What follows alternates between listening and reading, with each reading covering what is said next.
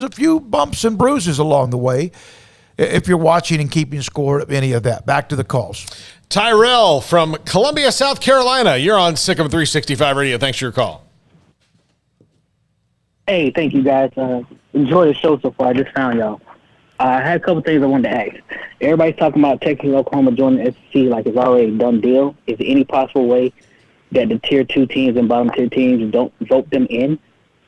And also, as far as the ACC goes, is there any possible way Oklahoma State or any Texas school left over the Big 12 joins the ACC? Because last time this expansion happened, West Virginia was blocked by the ACC.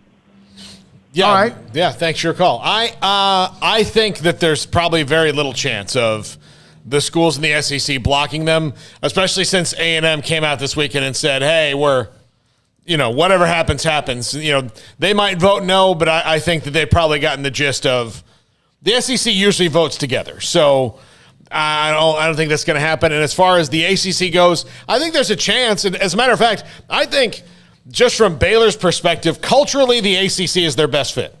Like as far as the other schools, what goes on there, I think that's the best fit as far as what matches them up. So I guess there's always a chance, but it's just so hard to know.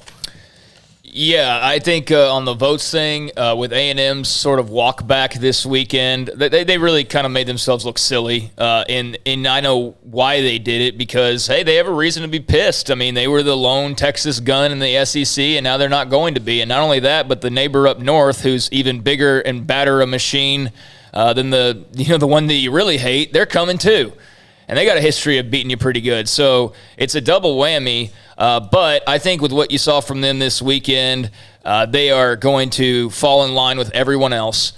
Maybe, one team would say, no, we don't want this. But I think for the most part, every school can come out and say something, but they eventually all fall in line in the SEC. And guess what? That's why they're the team. They're the conference poaching teams, and the Big 12's the ones scrambling to find their backsides right now because of leadership and their a lack of in the Big 12. So I think like I just said, everybody will fall in line. There won't be any blocking. There's too much to gain, even if you are a program that is going to perhaps lose the opportunity to make a big jump soon because now there's two more hurdles in your way. You might have to fall back a little bit. You might have to just kind of stay where you are for a little while. But you'll be cashing big checks, which is what college athletics revolves around. So no on that part for me.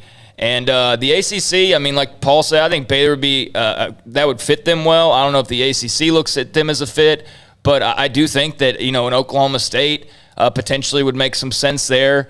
There's so many moving parts. I mean, Oklahoma State would fit pretty much anywhere.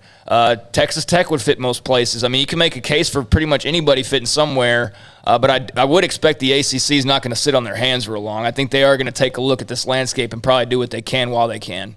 Yeah.